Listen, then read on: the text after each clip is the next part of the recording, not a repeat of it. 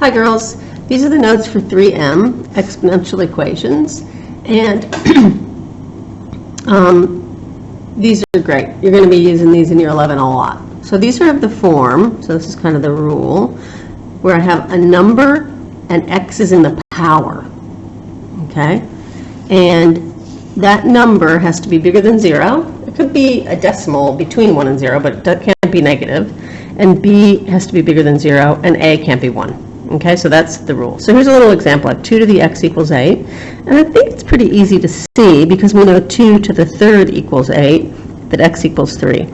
So let me just say that it would benefit you, if you haven't already done it, to make a list of some of the powers of numbers. So, you know, 2 squared is 4, 2 to the third is 8, 3 squared is 9, 3 cubed is 27, 5 squared is 25, you know, and keep going and making a list of these so that you're familiar with some of those powers, right?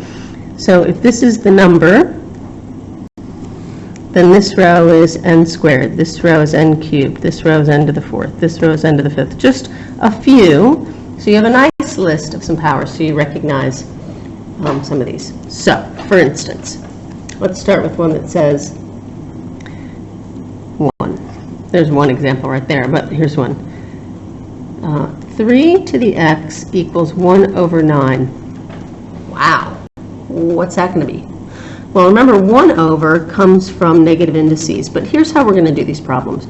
We're going to write 1/9 as 3 to the negative 2. Now, get your head around that. The negative puts it under the 1, and this 2 makes it a 9. Okay? And once you have like bases, then you can equate these indices. Once these are exactly the same, then you can just write x equals negative 2. Okay, let's try another example. I'm going to put it over here just because I don't want to scoot down yet. Let's do 25 to the x equals 125. Okay, wow, I don't know about these. I do know that this is 5 squared. So this is actually 5 squared to the x. And you're going to have to realize, maybe from making one of these tables, that 5 to the third is 125. And you're going to say to me, but I didn't know that. And I'm going to say to you, make one of these tables. Okay, so I have 5 to the 2x equals 5 to the 3, the third power. Now these are exactly the same. So now I can equate the indices.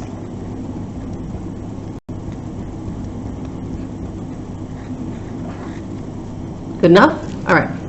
Maybe try something a little bit harder. Here we go. Let's do number 3. 3 to the 2x minus 1 equals 27 to the x.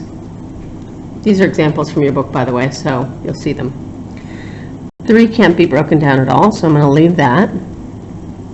But I know that 27 is 3 cubed.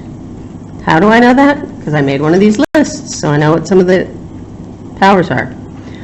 3 to the 2x minus 1 equals 3 to the 3x. Remember, when you raise a power to a power, you multiply.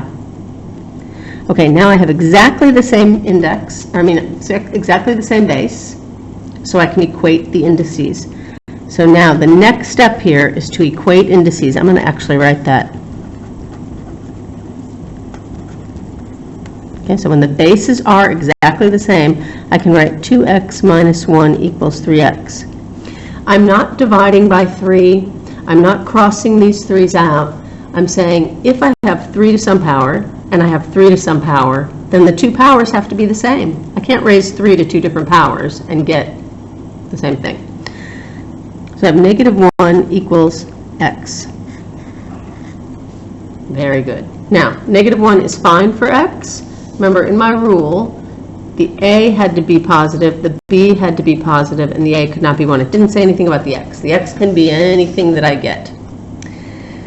Okay, very good, girls. Now, I've given you some problems on the sheet. I don't really remember what I prescribed there, but look on the weekly planner to get the problems that you need to do from 3M. That's what we did just now, 3m. Just go onto Canvas and get those problems. Good luck. Email me if you need anything.